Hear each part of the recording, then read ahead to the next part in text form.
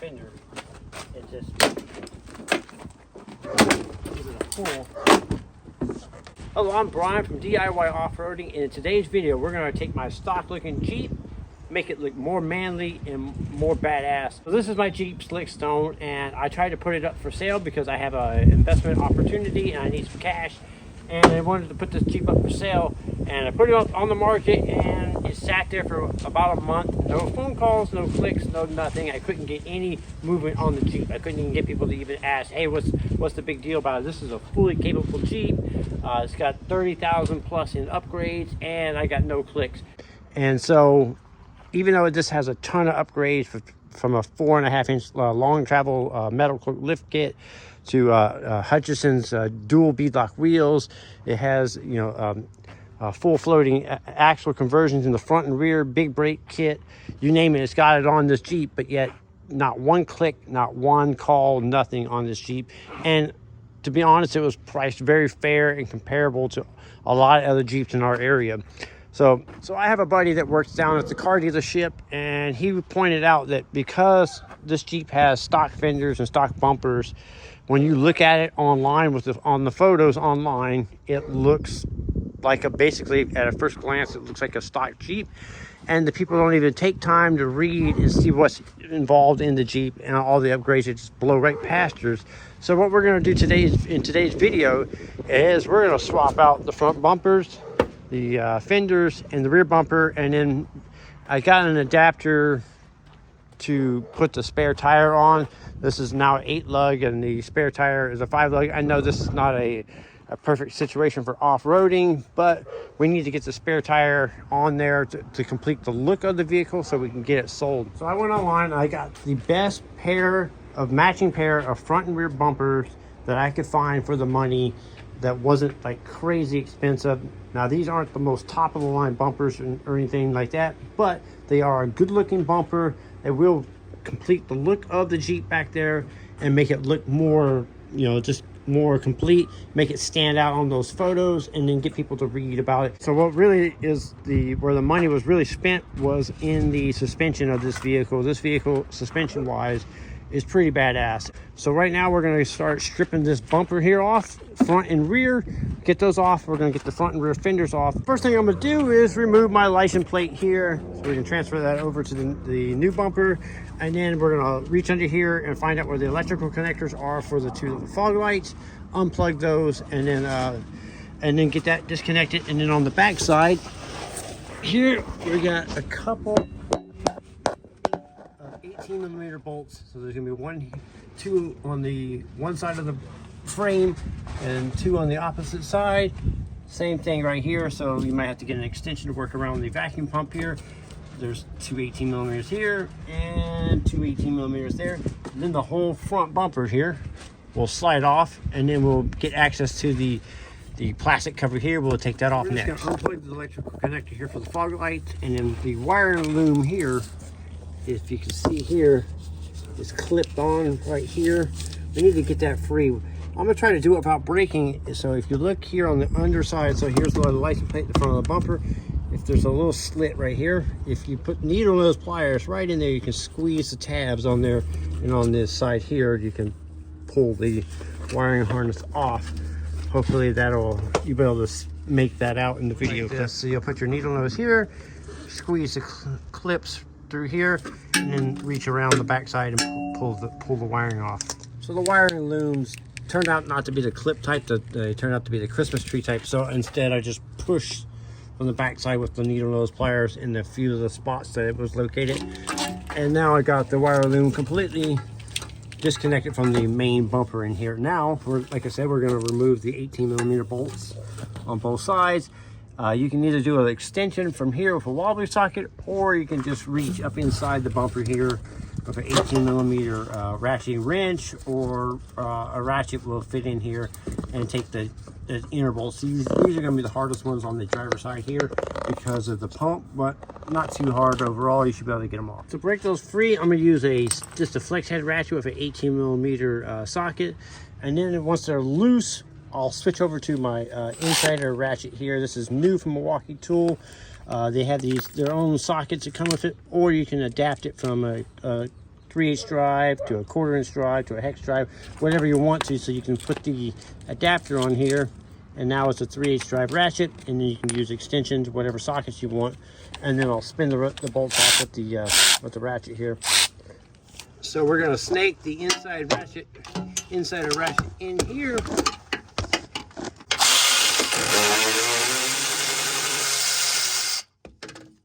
Got that nut off right there, as you can see. And I'll do the same for the second one.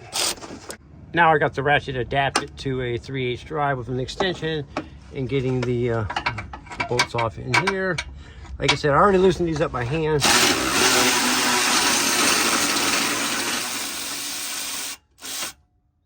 Definitely recommend this for your trail bag.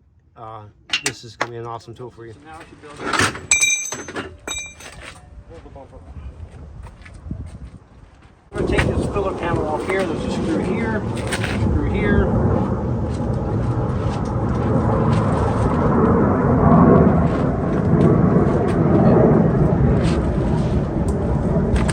So there's an air show going on right now. That's why the jets are above.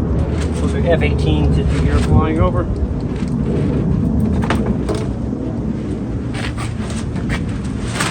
So I just slid the bumper on. As you can see, it's a much beefier look. Because we're not mounting the winch, I think we're going to be okay with our vacuum pump here. If you're mounting a winch, depending on how your bumper is mounted, you'll probably have to locate that. But in this case, we're good. So now I'm just going to find all the hardware and go ahead and mount this up. So I got all the bolts started with all the lock washers and everything that the kit came with. So I'm just going to run these all 4 or 8 of them down and tighten them up. Call it good. All right, so I got the bumper mounted. It looks pretty freaking cool. It looks way better than the factory stock one does. I'm going to quickly show you how I'm going to wire up the 2 lights here on the front here. Pretty simple. We're going to use the original factory fog lights switch to wire these up. So we're going to take the outer light here and route the wire over the frame. So it'll come over the frame like this. On this side of the frame, we'll take the inner light here and we're going to wire these 2 together.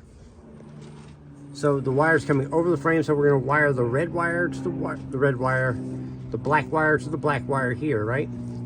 Then we're going to cut the connector off here, strip it back, and we'll put the positive lead. So all 3 leads will go like this. 3 hot wires would be the red.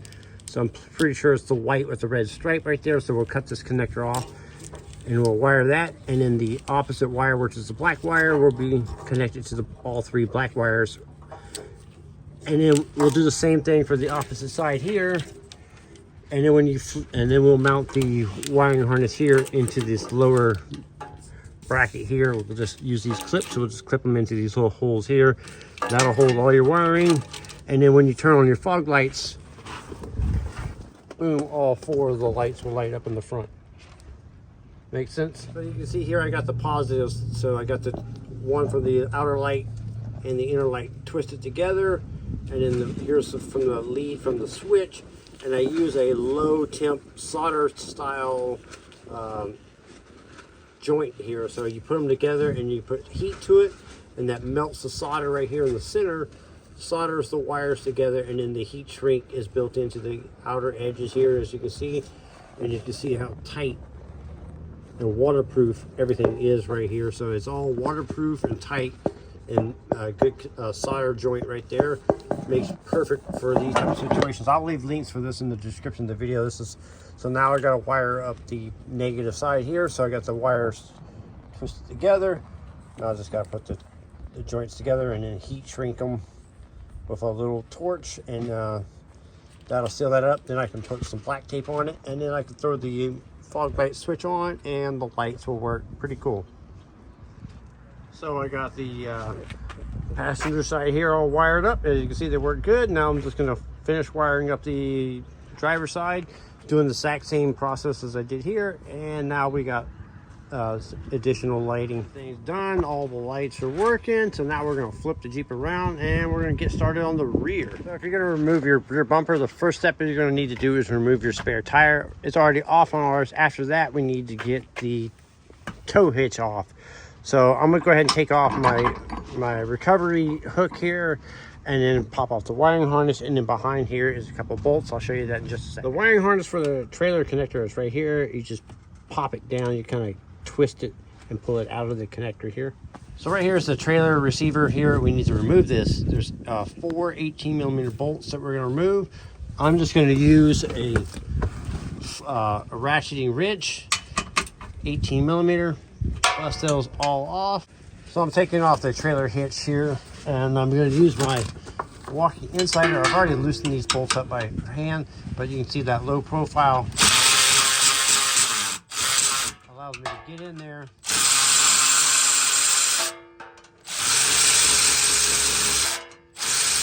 and get those nice, get those free easily. That would have been there forever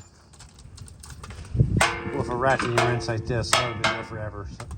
So, now that you got your trailer hitch removed, now you can go ahead and remove the bolt here, and then you're going to follow right here on the side of the frame here. So if you look down the frame rail here, bolt here, same thing on the opposite side here. You're going to remove the bolts here and here, and then your whole bumper will slide off. Once again, I'm going to use the insider to make quick work of that.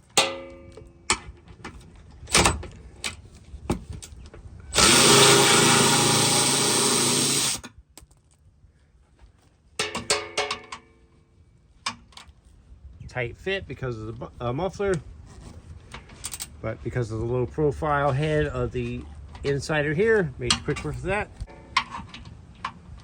So right here, the muffler is in the way, so the low profile head of the insider makes it easy to get these off. We're going to fix faster, now we should be able to work the bumper off. And all right, now that I got the bumper off, now I'm going to remove the recovery hook here. Just going to be a bolt here and a couple from the side. I'm just going to use an impact gun here with an 18mm socket. Make quick work of that.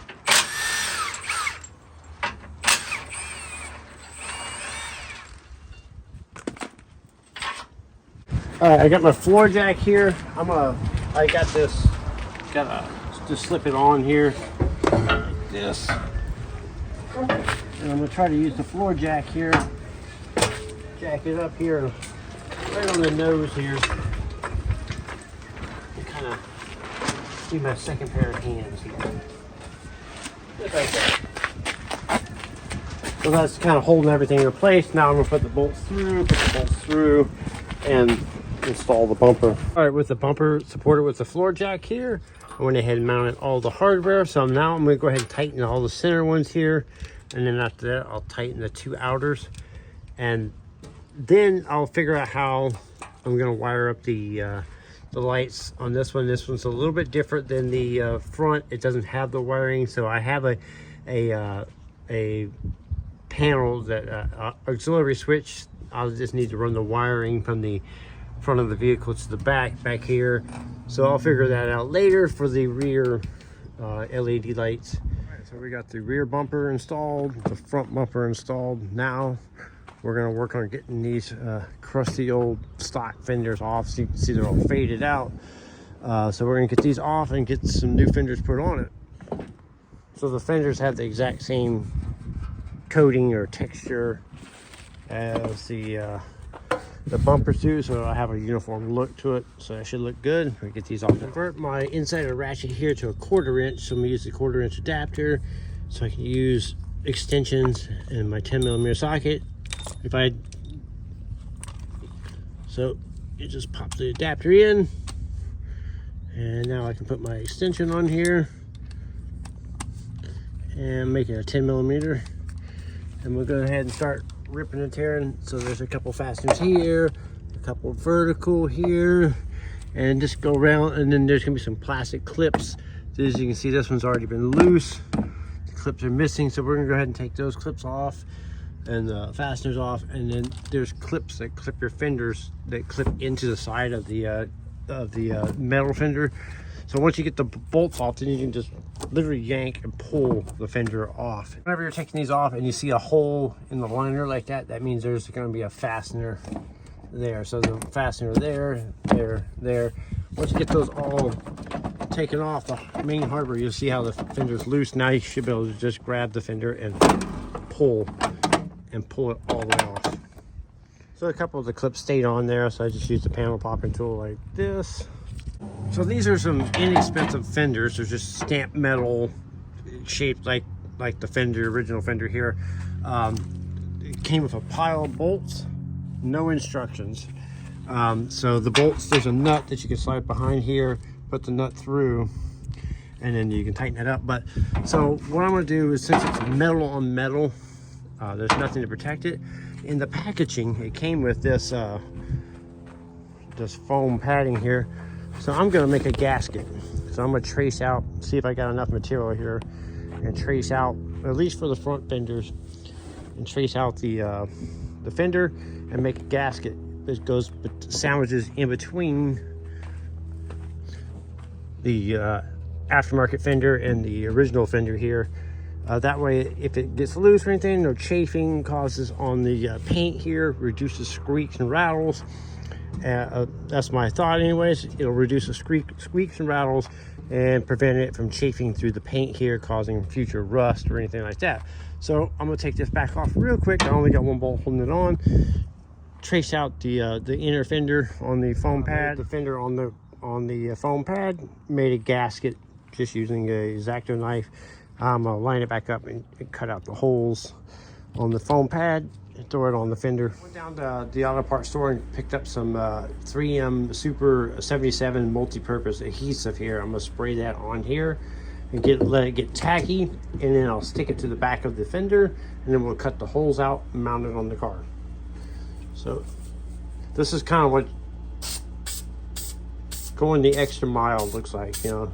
This is definitely not something that's needed, but we're just going to spray this on here, let it get tacky, and then we'll stick it to the fender. Now it's stuck to the back of the fender. Nice fit. We'll trim off any extra little mistakes there, fix that up, and then we'll flip it over, and then we'll cut the holes out. So there's a hole here, hole here. We'll cut that out, and then we'll mount it on the car. So you can see the new fender on. Here is the stock fender look. Definitely a much cleaner, better looking fender than the stock. To remove the rear fenders is pretty simple. First thing we need to do is pop out these little Christmas tree clips here. So there's gonna be a few of them here, here, here, here, a couple up here, and a couple up there.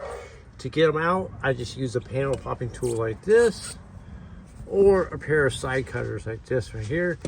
Get in there and pop them out. Once you got those clips removed, now you can just grab the fender and just give it a pull and pop it out like that. So I just set the fenders on here. It has a couple bolts here and here, and you're gonna put self-tapping screws. Boom, boom, boom, boom. And that's pretty much it. If you want to, you can put the foam pad behind, just like we did on the front. That would give it the extra protection and an extra touch. So I centered the fender up, put the two top bolts here. Now I got about 5 of these self-tapping screws. Gonna run these in.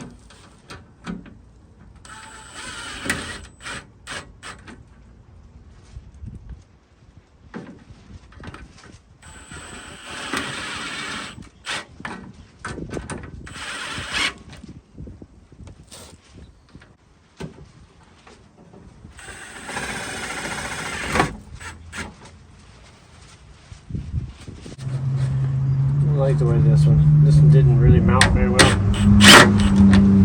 So I mounted the self-tapping screws, and they didn't really tighten up. They're just spinning on me. So what I'm going to do is I'm going to take them back out one at a time here. I'm going to drill this hole out just a little bit. I drilled the hole out a little bit. Now I'm going to use a pop rivet. Put it in there. And pop rivet it to it. I think it's better than the self-tapping screws. They're not holding very well, so I'm going to just swap all these out. You know, that's the thing, just going the extra mile for something. If it's not right, go the extra mile and figure out something and make it right. These flat fenders are, you know, very inexpensive, but they give you a lot more ground clearance. They definitely look better than the factory ones. All right, so we got a pile of parts here, and here's the final results. New bumper installed, new front fenders, and new rear fenders. The spare tire adapter didn't get here in time for this video, so there'll be the adapter and there's the spare tire mounted on the back here shortly, and that'll complete the look of the Jeep.